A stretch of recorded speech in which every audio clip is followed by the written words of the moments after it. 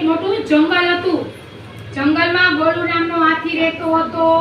એક દિવસ ગોલુએ પોતાનો જન્મદિવસ ઉજવ્યો.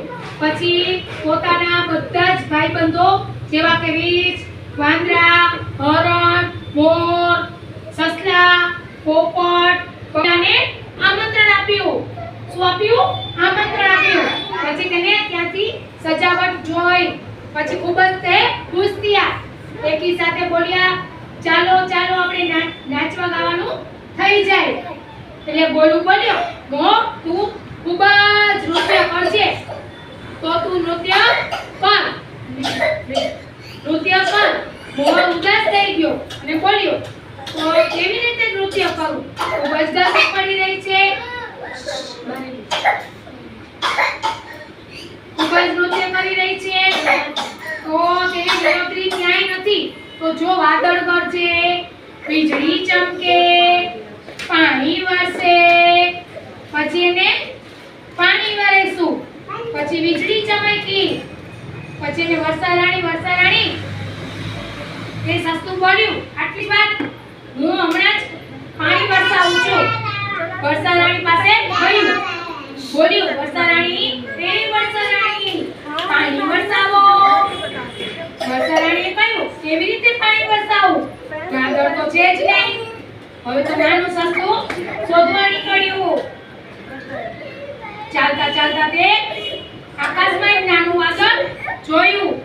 સસલું બોલ્યું, વાદળભાઈ પાણી આપો. વાદળે કહ્યું, સસલાભાઈ તમે સમુદ્રને કહો થોડા વધારે વાદળ મોકલું તો પાણી વરસશે. સસલું તો પાછું વારી સાગર પાસે ગયું.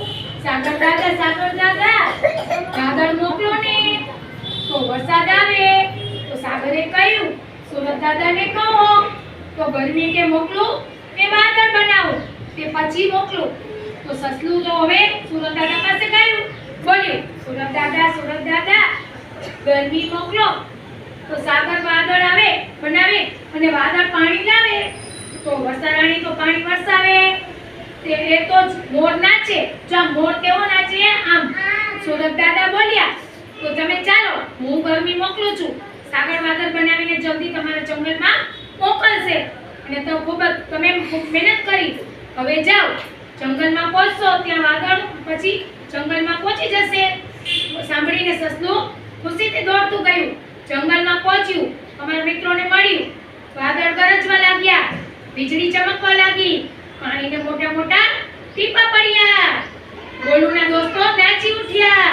મોર પોતાની પાંખો ફેલાવીને નૃત્ય કરવા લાગી. કેમ નૃત્ય કરે? આમ. પછી બધા જ ગાવા લાગ્યા. વાદળ કરે છે શોર, નાચે છે મોર. વીજળી કરે ચમકારા અને પાણી કરે તનકારા.